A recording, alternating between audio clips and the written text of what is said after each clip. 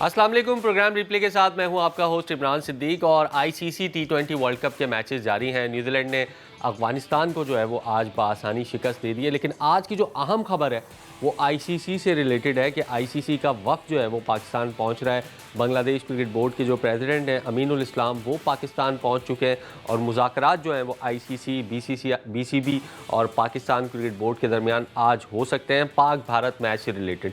तो इसकी तफसीलात क्या है, इसके लिए चलते हैं गुलाम मुर्तज़ा के पास पहले और फिर इस पर डिस्कशन करेंगे कि क्या क्या मुज़ाकरात हो सकते हैं, पाकिस्तान की क्या डिमांड्स हो सकती हैं, आईसीसी जो है वो पाकिस्तान को किस तरह से कन्वेंस करेगा कि 15 फरवरी को पाक भारत का जो मैच है वो होना चाहिए। गुलाम मुर्तज़ा हमारे लाहौर के रिपोर्टर हमारे साथ मौजूद हैं। गुलाम, वो तो पहुंच गए अमीनुल इस्लाम तो लाहौर, और आईसीसी का वफ्द जो है वो कब पहुंच रहा है, वफ्द में कौन कौन शामिल है और एजेंडा क्या है? एजेंडा वैसे तो पाक भारत मैच ही है, लेकिन क्या पाकिस्तान क्रिकेट बोर्ड भी अपनी डिमांड सामने रखने जा रहा है और आईसीसी किस तरीके से पाकिस्तान क्रिकेट बोर्ड को कन्वेंस करेगा? जी, वक्त कुछ ही देर बाद लाहौर पहुंचने वाला है और उसकी जो वक्त की क़यादत है वो इमरान ख्वाजा जो आईसीसी के डिप्टी चेयर है वो कर रहे हैं और उसमें बाकायदा तौर पे पाकिस्तान को मनाने की कोशिश की जाएगी, क्योंकि आपको भी पता है कि पाक भारत जो मैच है उसका जो रेवेन्यू है उसके बहुत ज़्यादा इनकम है कि वो आईसीसी को आती है और वो सारे क्रिकेट बोर्ड के दरमियान वो तकसीम होती है। तो उसके हवाले से उन्होंने बाकायदा तौर पे पाकिस्तान क्रिकेट बोर्ड को बनाने के लिए ये वक्त लाहौर पहुंच रहा है, कुछ देर में पहुंच जाएगा और बाकायदा तौर पे मुज़ाकरात भी होंगे। अब ये कि पाकिस्तान हुकूमत ने ये ऐलान किया कि पाकिस्तान क्रिकेट टीम 15 फरवरी को भारत के खिलाफ मैच नहीं खेलेगी, तो पाकिस्तान को अगर कोई भी बात आईसीसी का वक्त करता है तो वो हुकूमत पाकिस्तान के पास पाकिस्तान क्रिकेट बोर्ड ये लेके जाएगा कि आईसीसी की जानिब से और उनके मेंबरान की जानिब से ये कहा जा रहा है, तो वो अगर हुकूमत इजाज़त देगी तो उसके बाद ही पाकिस्तान की टीम जो है वो भारत के खिलाफ मैच में पार्टिसिपेट करेगी। क्योंकि कुछ ही अर्सा पहले चैंपियन ट्रॉफी के मामले पे भी भारत की जानिब से ये कहा गया था कि उनकी हुकूमत पाकिस्तान में आने की उन्हें इजाज़त नहीं दे रही, जिसकी वजह से चैंपियन ट्रॉफी हाइब्रिड मॉडल पे हुई थी और बाकी जो सारे लोग थे उन्होंने इसके ऊपर कंसेंसस करके तो मुशावरत के बाद ये तय किया था कि पाकिस्तान और भारत के मैचेस न्यूट्रल वेन्यू पे होंगे। अच्छा गुलाम मुर्तज़ा, इंटरप्ट करूंगा आपको। बीसीबी के जो प्रेसिडेंट पहुंचे अमीनुल इस्लाम, इसका क्या मकसद है और ये जो मुज़ाकरात आज हो रहे हैं क्या डिसीजन भी आज ही एक्सपेक्टेड है या उसमें लग सकते हैं 3-4 दिन? क्योंकि अब 1 वीक बाकी है, बहुत सारी तैयारियां भी होनी है, टिकट सेल्स होनी है, होटल की बुकिंग है, दूसरे शहरों से लोग आते हैं पाक भारत मैचेस देखने, तो वक्त बहुत कम है।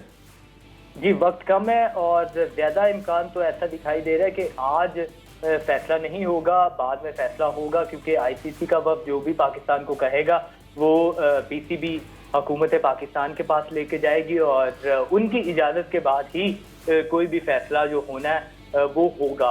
और दूसरा बीसीबी के प्रेसिडेंट की आपने बात की, तो वो भी उन्हें भी आईसीसी की जानिब से कुछ चीज़ें कही गई, उन्हें भी एक राब्ते में लिया गया और वो भी पाकिस्तान की जो भारत के खिलाफ मैच में शमूलियत के हवाले से बातचीत करेंगे। वो आज दिन के औकात में लाहौर पहुंच चुके थे और चेयरमैन पीसीबी मोहसिन नकवी से उनकी मुलाकात भी मुतवक्के है और ज़्यादा इम्कान दिखाई दे रहा है कि जब आईसीसी का वक्त आएगा तो अमीनुल इस्लाम भी वहाँ पे मौजूद होंगे। तो अब ये देखना है कि जैसे वक्त लाहौर पहुँचेगा उसके बाद मुज़ाकरात होंगे, उसमें क्या डिस्कशन होगी, तो वो हुकूमत पाकिस्तान उसके ऊपर ही फैसला करेगी। बिल्कुल गुलाम मुर्तज़ा, बहुत बहुत शुक्रिया तफसीलात से आगाह करने के लिए। स्पोर्ट्स एनालिस्ट कामरान मुजफ्फर भी हमारे साथ मौजूद हैं। क्या होने जाए आईसीसी? एक तो ये है कि पाकिस्तान क्रिकेट बोर्ड ने एक चीज़ तो कर दी कि भाई खुद नहीं गए, खुद रब्ता नहीं किया, आईसीसी का वक्त खुद चल के यहाँ पर आ रहा है, तो इट मीन्स के एक आप कह सकते हैं पहली जीत तो हो गई है, दूसरी जीत अभी होना बाकी है। नहीं, इसमें हार जीत का मसला नहीं है, इसमें जो हार है वो क्रिकेट की नहीं, हार जीत का मसला है ना। इंडियन मीडिया कह रहा है कि वो पीसीबी खुद राब्ता कर रहा है। देखिए, वो इंडियन मीडिया तो वही है जिसको हमने मई में भी देखा था। तो उसके ऊपर तो हम नहीं जा सकते। जो फैक्ट्स होते हैं, हमने अगर फैक्ट्स की हम बात करें, इंडियन मीडिया को एड्रेस करना एक अलग टॉपिक है, वो एक अलग बिल्कुल दुनिया में चलते हैं, और जो फैक्ट्स हैं वो एक अलग बिल्कुल उसमें चलते हैं। तो उसमें अगर आप देखें तो इसमें जो इम्पॉर्टेंट चीज़ है कि आईसीसी के जो 2 मेंबर्स आ रहे हैं वो कौन 2 मेंबर्स हैं, वो बहुत इंपॉर्टेंट बात है। एक उसमें इमरान ख्वाजा आ रहे हैं जिनका सिंगापुर क्रिकेट से ताल्लुक़ है और वो डिप्टी चेयरमैन आईसीसी हैं 2017 से जी। ठीक है।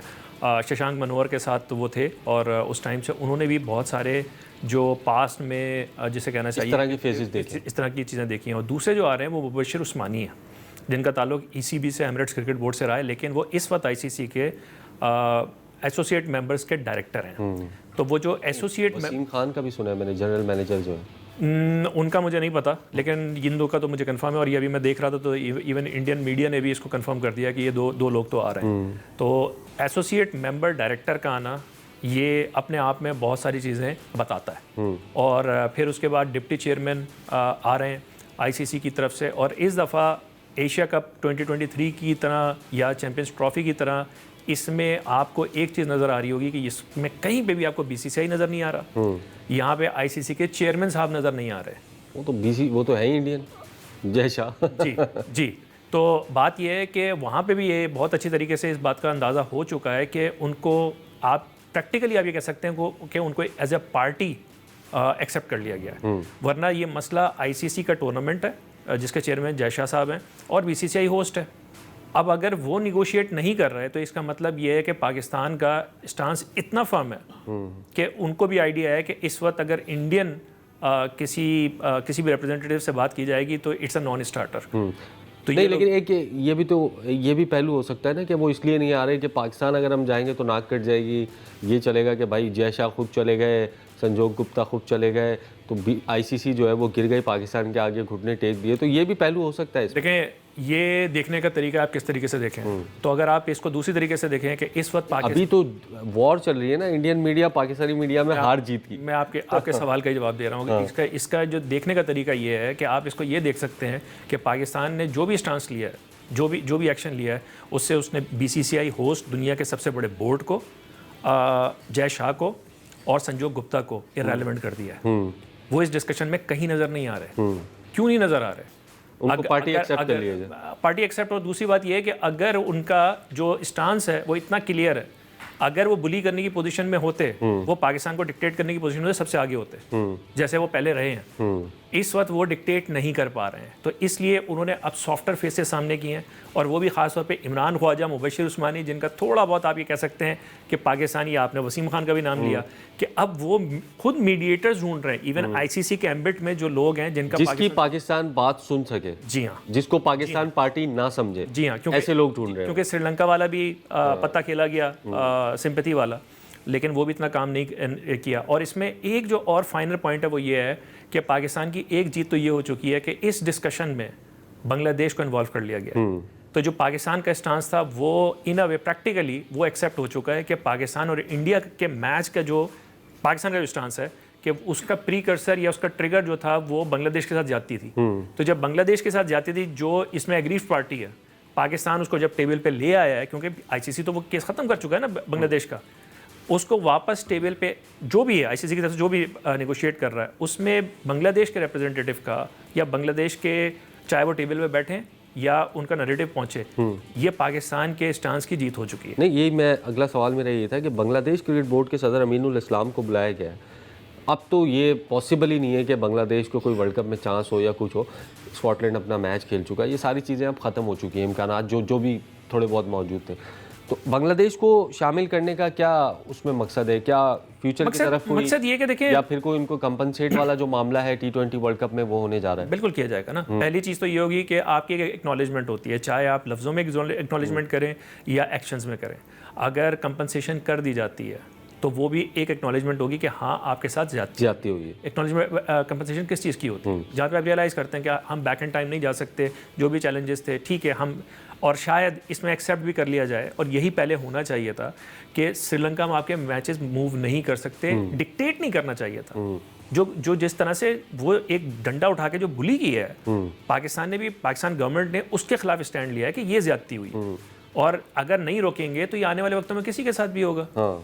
तो इस तरह से कंपनसेशन अगर होती है, और वही मैं जिस तरीके से इस चीज़ को रीड कर रहा हूँ वो ये है कि अगर Bangladesh is back in discussion और बैक इन द एम्बिट, तो वो तो पाकिस्तान के स्टांस की जीत हो चुकी है। इसमें सबसे बड़ा सवाल जो है ना वो ये है कि डिसीजन रिवर्स होगा नहीं होगा, क्योंकि पाकिस्तान ये बाइकआउट का, क्योंकि पाकिस्तान भी अब इतनी आगे जा चुका है, इतनी लोगों की एक्सपेक्टेशंस हो चुकी हैं और सारे लोग कह रहे हैं कि नहीं खेलना चाहिए, नहीं खेलना चाहिए, और ख़ास तौर पे जो एशिया कप में हुआ उसके बाद तो बिल्कुल ही नहीं खेलना चाहिए। और इस सिनेरियो में अगर पाकिस्तान क्रिकेट बोर्ड या पाकिस्तानी हुकूमत ये डिसीजन रिवर्स करती है, बैकफायर हो जाएगा फिर ये। नहीं, रिवर्स फिर तो इंडियन मीडिया ने नहीं छोड़ना आपको। नहीं, वो ऐसा नहीं है। रिवर्स किस कंडीशन में करेंगे? आप देखें प्रैक्टिकली, आप गोइंग फॉरवर्ड आप कोई लड़ाई परमानेंट तो नहीं कर सकते ना। और पाकिस्तान, चाहे पाकिस्तान बोर्ड हो या पाकिस्तान गवर्नमेंट हो, हमारा हमेशा से जो नेशनल हमारा जो नैरेटिव रहा है वो ये है कि हम we are open for dialogue. हम कोई चीज़ लड़ाई झगड़े में हम वो जो दूसरी साइड से जो चीज़ आती है कि पावर दिखाना या मसल फ्लॉन्ट करना, पाकिस्तान की तरफ से कभी भी ये चीज़ नहीं रही। बैठ के बात करें, पाकिस्तान इवन जो इंडिया और पाकिस्तान के जो बायलैटरल इशूज़ भी हैं, नॉन क्रिकेटिंग, जो रीजनल, जो पॉलिटिकल या जो भी इशूज़ हैं, उसके ऊपर भी पाकिस्तान ने हमेशा ये कहा है कि हम डायलॉग से ये मसले हल कर सकते हैं। ये तो इंडिया टेबल पर नहीं बैठता, ठीक है।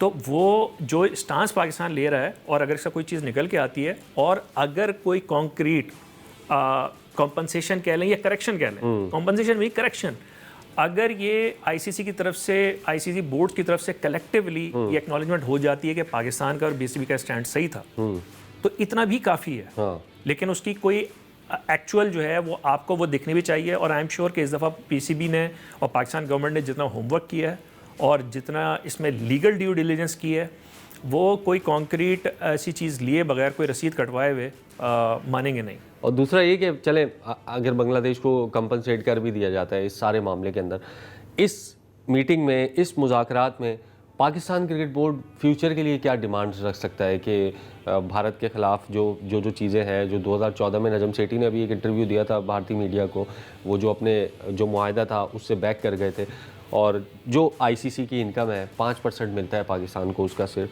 ये भी इंक्रीमेंट हो सकती है। क्या क्या जो पॉइंट्स हैं पाकिस्तान जो है वो मीटिंग में रख सकते हैं? नहीं, ये कुछ जगहों से खबरें चल रही हैं, ये हमारा कंसर्न ही नहीं है। ये अगर चीज़ रखनी है टेबल के ऊपर, ये तो आईसीसी रखेगा, ये बीसीसीआई रखेगा कि अच्छा यार आप नहीं जाओ, आप इतना रेवेन्यू और ले लो, तो वो हमें डिमांड करने की ज़रूरत नहीं है। क्योंकि देखें इस वक्त जो कुछ भी है, पाकिस्तान एक स्टैंड ले चुका है, पाकिस्तान स्ट्रांग पोजीशन, बस एक प्रिंसिपल स्टैंड है, उसके अलावा स्टैंड है। उसके ऊपर जो आप जो कह रहे हैं कि एक जिस चीज़ के ऊपर वो हो सकती है वो ये होगी कि ये जो पॉलिसी है कि गवर्नमेंट डायरेक्टिव सुपरसीड करेगा आईसीसी की या बोर्ड्स की किसी भी कमिटमेंट के ऊपर, ये फिर किसी एक बोर्ड के लिए नहीं होगा। अगर वो बीसीसीआई ये कह के पाकिस्तान नहीं आता, ठीक है, तो यही रिलैक्सेशन आपको देनी पड़ेगी बांग्लादेश को भी, पाकिस्तान को भी, साउथ अफ्रीका को भी, इंग्लैंड को भी, दुनिया के हर बोर्ड को ये रिलैक्सेशन आपको देनी पड़ेगी कि जिस भी मुल्क की गवर्नमेंट ने ये कह दिया कि हम इस मुल्क में for any reason, non cricketing reasons, government इजाज़त नहीं देती, तो आप किसी बोर्ड को कोई किसी किस्म की पेनल्टी नहीं करेंगे और कोई रिप्लेसमेंट नहीं हो सकती, जो बांग्लादेश के साथ केस हुआ है। आप ये रूल डिफाइन कर दें, बात ख़त्म। लेकिन ये कि इतना आसान मामला है नहीं। लेट्स सपोज कि अगर आईसीसी जो है वो मुज़ाकरात करता है और पाकिस्तान क्रिकेट बोर्ड गवर्नमेंट को बताता है कि भाई ये मुज़ाकरात हैं, फिर भी पाकिस्तान गवर्नमेंट मना कर देती है, उसके बाद क्या होगा, इस पर बात करते हैं, प्रोग्राम में शामिल करते हैं। ब्रेक के बाद वापस आते हैं। प्रोग्राम में एक मरतबा फिर खुशामदीद। और ब्रेक से पहले हम बात कर रहे थे पाकिस्तान, आईसीसी और बीसीबी के दरमियान जो मुज़ाकरात हैं उस पर गुफ्तगू का सिलसिला फिर से शुरू करते हैं। जैसे मैंने कहा कि अगर आज मुज़ाकरात होते हैं और आईसीसी कन्विंस करने की कोशिश करता है और फिर भी पाकिस्तान गवर्नमेंट मना कर देती है बीसीबी को कि आपने नहीं खेलना, तो इतना सिंपल तो है नहीं कि आईसीसी भी फिर चुप होकर बैठ जाए और कोई सैंक्शंस ना लगाए, कोई फ़ाइन ना करे या कोई पाबंदी ना लगाए। कोई ना कोई रास्ता वो निकाल के ले ही आएंगे कि भाई ये आपने खिलाफ वर्जी की है। और कल जो एक क्रिकेट इन्फो की रिपोर्ट थी उसमें कहा भी गया है कि जो फोर्स मेजोर का कानून है उसको आप एक्सप्लेन करें कि किस तरीके से ये आप पर लागू हो रहा है। ये जो आप बात करें ना, ये आम लोगों की बिल्कुल यही अंडरस्टैंडिंग है। पहली बात तो ये कि कोई सैंक्शन लग सकती होती या कोई भी पेनल्टी या कोई भी प्यूनिटिव एक्शन जिसे कहा जाता है वो लिया जा सकता होता ना, तो अब तक ये बातें नहीं चल रही होती, ये धमकियाँ नहीं चल रही होती। जो बांग्लादेश के साथ कर सकते थे उन्होंने कर दिया ना, और उन्होंने ओवर रूल कर दिया। अब मामला ये है कि यहाँ पर 3-4 प्रेसिडेंट्स ऐसी हैं कि जिसमें आईसीसी खुद फंस गया है। ये कानून उन्होंने बनाए जो पाकिस्तान ने बहुत अच्छे रूल्स पाकिस्तान ने नहीं बनाए। इस दफ़ा रूल्स पढ़ के, रूल समझ के पाकिस्तान गवर्नमेंट ने, पाकिस्तान क्रिकेट बोर्ड ने इस दफ़ा जो अप्रोच की है, जो अपना केस पुटअप किया है, वो बहुत शानदार किया है। और यही वजह है कि इस दफ़ा आपको इंडियन मीडिया से तो आवाज़ें सुनाई दे रही हैं, लेकिन किसी इंडियन ऑफिशियल की अभी तक आपको कोई स्टेटमेंट, कोई धमकी या कोई आपको कोई बहुत बड़ा दावा आपको या बयान नहीं सुनने में आया कि नहीं हम इनको ये कर लेंगे या हम इनको रिप्लेस कर देंगे, नहीं कर सकते। उसके रीज़न्स ये हैं कि इसमें पीछे जो चीज़ है, इसमें सबसे बड़ा लॉस जो है वो इंडियन ब्रॉडकास्टर्स का है, ठीक है। दूसरी चीज़, कोई ऐसी सेंक्शन नहीं लगा सकते। अगर कोई भी ऐसी सेंक्शन लगाएंगे, क्योंकि आईसीसी खुद एक्सेप्ट कर चुका है मल्टीपल टाइम्स कि जो गवर्नमेंट की जो डायरेक्टिव है, अगर वो आ जाए तो उसके बाद आईसीसी उसकी मेरिट के ऊपर डिस्कशन नहीं करता। नहीं, सैंक्शन ऑफिशियल तो नहीं हो सकती, वहाँ तक तो बात ठीक है, लेकिन ये अनऑफिशियली ऑस्ट्रेलिया को साथ मिला सकते हैं, इंग्लैंड को साथ मिला सकते हैं, बायलैटरल सीरीज़ का कह सकते हैं कि आप ज़रा सा हल्का हाथ रखें इनके साथ। फिर पीएसएल के प्लेयर्स के जो एनओसी के मामले हैं उनको कह सकते हैं कि नहीं 10 साल पहले तक हो सकता था, आज से 5 साल पहले तक हो सकता था, लेकिन अब दुनिया चेंज हो गई है। दुनिया कैसे चेंज हो गई है? एक तो चीज़ ये है कि जो कैश है, नहीं, इंग्लैंड ऑस्ट्रेलिया चेंज नहीं हुए, लेकिन वो तो अभी तक उनके साथ जुड़े हुए हैं। मैं उसी तरफ आ रहा हूँ, आपके सवाल का वही जवाब दे रहा हूँ। इसके दो पहलू हैं। पहली बात तो ये है कि अभी तक जो इंग्लैंड और ऑस्ट्रेलिया थे, वो कोई इंडिया की मोहब्बत में उसके साथ नहीं थे, पैसे की मोहब्बत, फाइनेंशियल बेनिफिट था। अब जब ये मैच नहीं हो रहा तो उनको हिट्स लग रही हैं, पहली बात। दूसरी बात ये कि जो ओलंपिक की एस्पिरेशंस हैं वो इंडिया के अकेले हैं 2036 की। अगर आप इस तरीके से आईसीसी एज अ बॉडी ये चीज़ करती है तो पाकिस्तान के पास, बीसीबी के पास, 2 मेजर बोर्ड्स के पास ऑप्शन मौजूद है कि वो कैस में जा सकते हैं, court of arbitration of sports में जा सकते हैं। वो OIH में एक जिसे कहते हैं कि कंप्लेन लॉन्च कर सकते हैं कि ये जो मेंबर्स हैं, इन्होंने ये जो बॉडी बनी हुई है, ये बॉडी डिफंक्ट हो गई है। अब इस बात को समझिए कि यूएसए ने कल इंडिया से मैच खेला है, लेकिन यूएसए बोर्ड जो है वो सस्पेंडेड है। हाँ, उसको आईसीसी चला रहा है, ठीक है। आईसीसी में कौन लोग हैं, किस मुल्क से हैं, वो हमें सबको पता है। तो बेसिकली उन्होंने कैसे टेक ओवर किया है? यूएसए क्रिकेट बोर्ड नहीं है इस वक्त, नहीं है। आईसीसी की बॉडी चलाती है। क्यों? क्योंकि यूएसए में क्रिकेट हो रही है, वर्ल्ड कप हो गया, सब कुछ हो गया, लेकिन उसकी जो ऑर्गेनाइजेशन थी, उसको जो उससे ऊपर की बॉडी थी, उसने कहा ये डिफंक्ट है, ये प्रॉपर नहीं है। तो अब आप मुझे बताइए कि आईसीसी की अपनी स्टेचर, अपनी जो क्रेडिबिलिटी है, वो अब स्टेक पे है। और अगर ऐसा कुछ भी होता है, ये दो बड़े मेंबर बोर्ड्स हैं, बांग्लादेश और पाकिस्तान, कोई छोटे बोर्ड्स नहीं है। ये अगर जाके court of arbitration of sports में एक लिटिगेशन ही डाल देते हैं, OIH में लिटिगेशन डाल देते हैं, ठीक है। तो इतना आसान नहीं है कि आईसीसी उसको बस ये कह के, क्योंकि ये थोड़ी है कि इन्होंने सिर्फ क्रिकेट ही खेलनी है, बाकी जगहों पे क्या होगा। तो ये मामला इस दफ़ा ऐसा नहीं है कि पाकिस्तान को ये भी सोशल मीडिया पे चल रही थी खबरें, कुछ ट्वीट्स भी मैंने देखे कि पाकिस्तान को शायद जो आगे आईसीसी के टूर्नामेंट्स हैं उनमें से किसी एक की मेज़बानी भी दी जा सकती है, फ़ायदा दिखाए जा सकते हैं। ये सब कुछ भी चल रहा है सोशल मीडिया। लेकिन जब नेगोशिएशन टेबल के ऊपर आते हैं तो ये सारी की सारी चीज़ें होती हैं, और इंडिया ने भी किया ये, ऐसे नहीं है। अगर आप 96 में वापस चले जाएं, जिस वक्त ये राउंड रॉबिन या ये एक फ़ैसला हुआ था कि वर्ल्ड कप्स किस तरह से पूरी दुनिया में होंगे, उसमें आपके 99 का वर्ल्ड कप दिया गया इंग्लैंड को, 2003 का साउथ अफ्रीका को दिया गया, 2007 का वेस्ट इंडीज़ को दिया गया, 2011 का वर्ल्ड कप ऑस्ट्रेलिया में होना था, अच्छा, राउंड रॉबिन की बेसिस के ऊपर। लेकिन 2007 का वर्ल्ड कप का जो डिबाकल हुआ, उसके बाद ये फैसला चेंज हुआ कि नहीं, अब वो क्या हुआ था साथ में? 2007 में जो वेस्ट इंडीज़ में जो वर्ल्ड कप हुआ था, वो डिजास्टर था। अच्छा, फेल हो गया था। तो उसके बाद ये हुआ कि भाई अगर आईसीसी ऐसे फेल्ड इवेंट्स करवाएगी तो हम तो कुछ कमा नहीं पाएंगे। तो उसका अब नतीजा ये है, वहाँ से ये चीज़ निकल के आई कि अब हर ऑल्टरनेट जो वर्ल्ड कप है वो एशिया में होगा, और दूसरा जो है वो वहाँ पे होगा। अगला कहाँ पे हुआ? एशिया से मुराद तो इंडिया श्रीलंका ही है। इंडिया श्रीलंका ही, और दूसरे फिर इन्होंने और जो है वो प्रोडक्ट्स निकाली। प्रोडक्ट्स क्या निकाली? आपने T20 का वर्ल्ड कप करवाना शुरू कर दिया, जो हर 2 साल के बाद जो भी आप रोटेट कर रहे हैं। चैंपियंस ट्रॉफी आपने इस तरीके से की कि जो ये मार्केट है, अब ऐसा इन्होंने शेड्यूल बना दिया है कि हर साल एक आईसीसी इवेंट होना है, चाहे वो चैंपियंस ट्रॉफी हो, T20 वर्ल्ड कप, ODI। और एशिया में आपने कुछ ना कुछ होस्ट करना है, उसके बगैर आपकी क्रिकेट चल नहीं सकती। तो पाकिस्तान अगर इररेलेवेंट था तो फिर इतनी ये भागम दौड़ क्यों हो रही है? बांग्लादेश को आपने बाहर किया, सब सुकून से बैठ गए ना। हाँ, और अगर ये होता भी है कि चले आईसीसी इवेंट अगर मिल भी जाता है कोई, और इस पर कोई कॉन्ट्रैक्ट हो भी जाता है, वैसे तो वर्बली नहीं जाना चाहिए पाकिस्तान को, पहले भी उन्होंने जो है वो चीटिंग की है पाकिस्तान के साथ, तो फिर जो है वो ये भी पाकिस्तान को मेक श्योर करना चाहिए कि पाकिस्तान आईसीसी टूर्नामेंट होस्ट ना करे, भारत भी यहाँ पर आकर खेले जिस तरीके से दूसरी टीमें यहाँ पर आकर खेल रही हैं। तो आईसीसी के मामले पर बात की, मैचेज़ हुए हैं, कल यूएसए का मैच हुआ, भारत का मैच हुआ, आज अफगानिस्तान का न्यूजीलैंड का मैच हुआ, इस पर भी बात करते हैं ब्रेक के बाद। प्रोग्राम में एक मरतबा फिर खुश आमदीद। और आज पहले मैच में और वर्ल्ड कप के चौथे मैच में न्यूजीलैंड ने अफगानिस्तान को बासानी शिकस्त दी। ये एक्सपेक्ट नहीं कर रहे थे, हम क्लोज कॉन्टेस्ट एक्सपेक्ट कर रहे थे जब अफगानिस्तान ने 182 रन स्कोर किए, लेकिन ज़बरदस्त बैटिंग की न्यूजीलैंड ने। एक तकरीबन 17-18 गेंदों पहले जो है वो हदफ हासिल कर लिया उन्होंने। और टिम साइफर्ट ने अच्छी इनिंग्स खेली, ग्लेन फिलिप्स ने अच्छी इनिंग्स खेली। किस तरह न्यूजीलैंड ने फतह हासिल की, रिपोर्ट देखते हैं और फिर आकर इस मैच पर बात करते हैं। चेन्नई में खेले गए मैच में अफगानिस्तान ने पहले खेलते हुए 20 ओवर्स में 182 रन स्कोर किए। गुलबदीन नाइब ने 35 गेंदों पर 63 रन बनाए। न्यूजीलैंड के लोकी फर्गूसन ने 2 विकेटें ली। जवाब में न्यूजीलैंड की 2 विकेटें 14 रन पर गिर गईं, लेकिन उसके बाद ग्लेन फिलिप्स और टिम साइफर्ट ने अफगान बॉलर्स को धो डाला। टिम साइफर्ट ने 42 गेंदों पर 65 रन स्कोर किए। ग्लेन फिलिप्स ने 25 गेंदों पर 42 रन बनाए। न्यूजीलैंड ने हदफ 18वें ओवर में 5 विकेटों पर हासिल करके वर्ल्ड कप में फातेहाना आगाज कर लिया। रिपोर्ट आपने देखी किस तरह न्यूजीलैंड ने एक आसान फतह जो है वो हासिल की। और ये जो ग्रुप है कामरान भाई, बहुत मतलब आप कह सकते हैं सख्त ग्रुप है। साउथ अफ्रीका भी इसी में है, ग्रुप ऑफ डेथ। हाँ, साउथ अफ्रीका भी इसी में, न्यूजीलैंड भी है और अफगानिस्तान भी है। तो पहला मैच तो अफगानिस्तान हार गया, अगर अब साउथ अफ्रीका से हारता है तो फिर क्वालिफिकेशन के चांसेस उनके 0। 182 किए, बैटिंग अच्छी की उन्होंने। आकर 2 विकेटें भी ले ली शुरू में, 14 रन पर 2 विकेटें न्यूजीलैंड की गिर गई थी। उसके बाद ज़बरदस्त बैटिंग की न्यूजीलैंड ने। देखिए, एक तो कंडीशन जो थी ना वो बैटिंग के लिए बहुत कंड्यूसिव थी। चेन्नई की पिच है, चेन्नई का हमें पता है हाई स्कोरिंग वेन्यू है, यहाँ पर रन्स बनते हैं।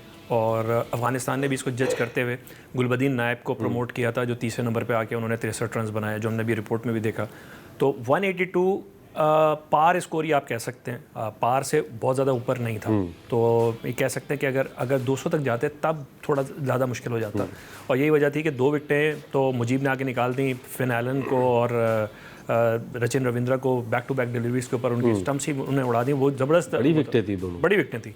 लेकिन जो न्यूजीलैंड की स्ट्रैटेजी इस दफ़ा डिफरेंट दिखाई दे रही है 2024 से। उन्होंने एक तो टिम साइफर्ट को लेकर आए डेविन कॉनवे की जगह पे, तो वो कीपर भी पूरे हैं। और उसके बाद जो अटैक फिन एलन के साथ, पहले वो एक साइड से अटैक करते थे, अब फिन एलन आज चले गए, नहीं चले, तो टिम साइफर्ट ने वो रोल की प्ले किया। और दूसरी उन्होंने जो चेंज की, डैरल मिचेल को वो नीचे ले गए और ग्लेन फिलिप्स को ऊपर ले आए, जो कि उन्होंने जो एक ये जो साइकी एक चलती है कि फिनिशर ये बाद में आकर अटैक करेगा, क्योंकि डैरल मिचेल आके वो इनिंग चलाने वाले या लेके चलने वाले जी, बाबर से तो नहीं नहीं चलाने वाले नहीं, वो थोड़ा बेहतर चला, मैं खड़ा हूँ तू मार। हाँ, तो नहीं, डैरल मिचेल तो खुद भी वो कर लेते हैं, लेकिन वो थोड़ा टाइम लेते हैं, क्योंकि वो एक इनिंग होती है जो आखिर में उन्होंने किया कि जो मैच फिनिश हुआ जब साइफर्ट और फिलिप्स दोनों आउट हो चुके थे, उसके बाद उन्होंने मैच फिनिश किया।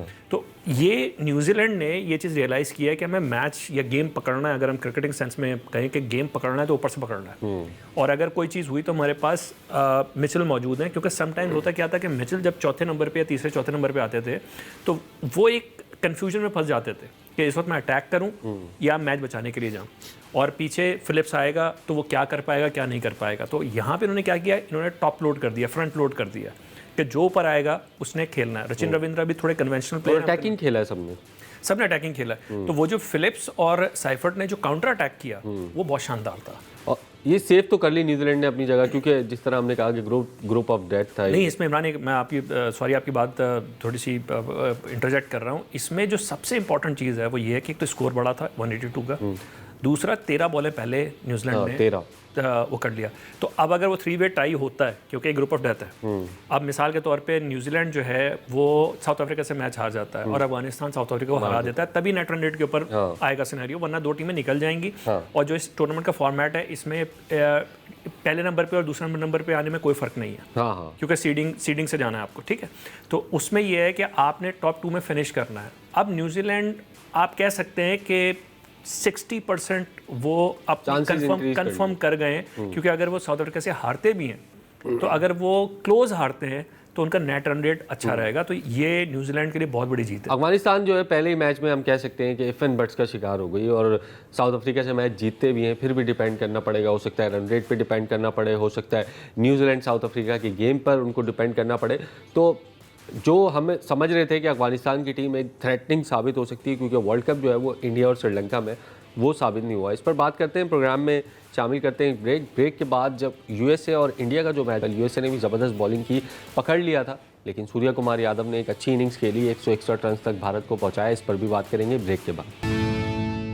प्रोग्राम में एक मरतबा फिर खुश आमदीद। और गुज़िश्ता रात जो मैच हुआ अमेरिका और भारत के दरमियान, वन साइडेड अफेयर एक हम एक्सपेक्ट कर रहे थे, लेकिन जिस तरीके से बॉलिंग की है अमेरिका ने, 43 पर 4 आउट कर दिए थे, फिर 76 पर आई थिंक 6 आउट कर दिए थे, लेकिन उसके बाद उनके जो कप्तान है सूर्य कुमार यादव, वो खड़े हुए स्कोर को 161 तक लेके गए, वरना भारत को जो है वो बहुत ज़्यादा मुश्किलात हो सकती थी और पहले मैच में एक बहुत बड़ा अपसेट हो सकता था। भारत जो है अपने होम ग्राउंड पर हार सकता था, लेकिन जो बैटिंग परफॉर्मेंस थी यूएसए की वो बड़ी डिसअपॉइंटिंग थी। मतलब थोड़ा सा फाइट भी नहीं किया। नेदरलैंड्स ने पाकिस्तान से थोड़ा फाइट तो किया, एंड तक गए वो, लेकिन यूएसए ने जो बैटिंग में किया है 161 भी कोई इतना बड़ा टोटल तो आप कंसिडर नहीं करते ना। T20 वर्ल्ड कप में मुंबई में मैच हो रहा है, फिर रात का मैच था, ड्यू फैक्टर था, ये सब चीज़ें देखते हुए अगर उनकी बैटिंग परफॉर्मेंस देखें डिसअपॉइंटिंग है थोड़ी सी।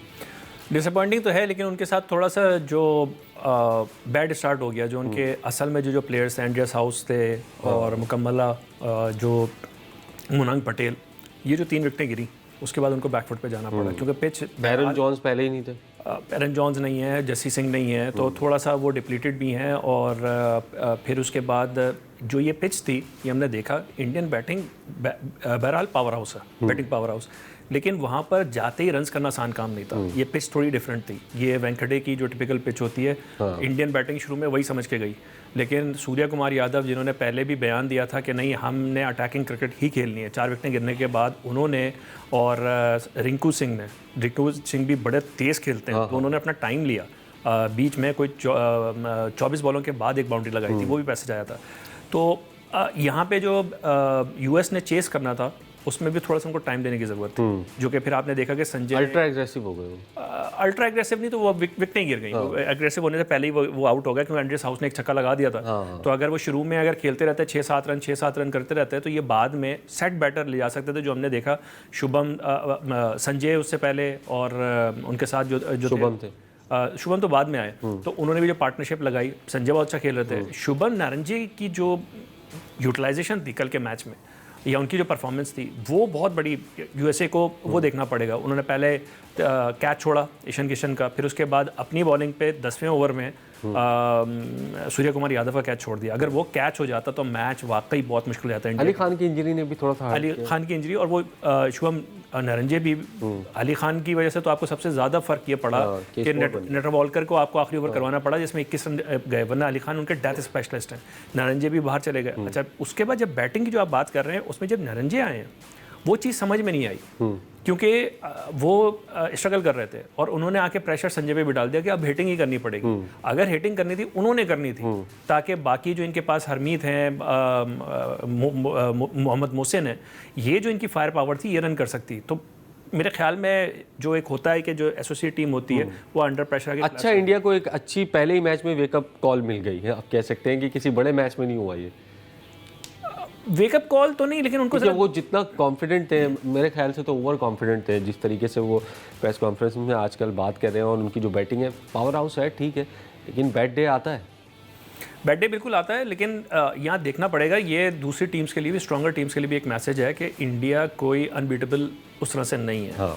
जिस चीज़ से कहा जा रहा था कि बड़े एक मार्जिन से करेंगे, बैटिंग में बैट आउट नहीं कर सके, बॉलिंग के अंदर भी 3 विकेटें लेने के बाद भी मैच फिनिश नहीं कर सके। अगर थोड़ी सी फायर पावर होती, या अगेन मैं वो बात करूँगा कि शुभम नारंजे जब आए हैं वहाँ पे चेज़ ख़त्म हुई है, क्योंकि आखिर तक आप देख लें कि वो छक्के तो लग रहे थे उस सरफेस के ऊपर। ये चेन्नई का ग्राउंड है, हमने सब ने देखा हुआ है, तो इंडिया के लिए होगी ये वेकअप कॉल बड़ी। अच्छा, ये कल मैं देख रहा था कि नेदरलैंड ने सुबह टफ टाइम दिया पाकिस्तान को, फिर यूएसए ने जिस तरीके से स्टार्ट लिया था, तो ये आईसीसी के लिए भी एक मैसेज है कि यार ये जो एसोसिएट टीम्स हैं इनको अपॉर्चुनिटीज़ की ज़रूरत है, इनकी भी बायलैटरल्स हों अगर, क्योंकि देखिए हम ज़्यादातर तो इनको ये देखते हैं बड़ी टीमों से, तो ये आईसीसी इवेंट्स में ही खेलते हैं, वैसे तो ये आपस में ही खेल रहे होते हैं, अमेरिका, नामीबिया और नेदरलैंड, स्कॉटलैंड, तो इनको बड़ी टीमों से भी अगर जितना खेलेंगे उतनी बेहतरी की तरफ जाएंगी ये टीमें, और क्रिकेट स्ट्रांग होगी इससे। ये ओवर सिंप्लीफाइड वर्जन है जो आप बात कर रहे हैं, ये बिल्कुल ठीक है। लोग यही समझते हैं कि टीम्स खेलेंगी तो होगा, नहीं, इसके अगर आप डीपर उसमें जाएंगे, जो प्लेयर्स हैं, क्योंकि ये world cup back to back हो रहे हैं, अब ये रैंकिंग में आते हैं और डिफरेंट लीग्स हो रही हैं, फिर इन ये जो लीग्स में जाते हैं तो ये जो अमेचर क्रिकेटर्स हैं इनको प्रोफेशनल खेलने का मौका मिलता है, उससे जो प्लेयर्स डेवलप होते हैं उससे टीम्स को फ़ायदा हो रहा है। बिल्कुल, और आईसीसी को भी ये चीज़ें जो है वो देखने की ज़रूरत है कि किस तरीके से, क्योंकि T20 फॉर्मेट एक ऐसा फॉर्मेट है जिससे आप गेम को जो है वो पूरी दुनिया में एक्सपेंड कर सकते हैं। और बहुत अच्छी बात है कि यूरोप से भी टीमें हैं इस T20 वर्ल्ड कप में। 20 टीमें जो है वो हमें खेलती हुई नज़र आ रही हैं। आपको एक डिफरेंट टैलेंट भी नज़र आएगा। कल हमने दोनों मैचेस में देखा जिस तरह से यूएसए ने, नेदरलैंड ने परफॉर्म किया। जीत नहीं सके लेकिन एक अच्छी परफॉर्मेंस का उन्होंने मुजाहरा किया। प्रोग्राम का वक्त ख़त्म हुआ है। कल एक और प्रोग्राम के साथ आपकी खिदमत में हाजिर होंगे। तब तक के लिए अल्लाह हाफ़िज़।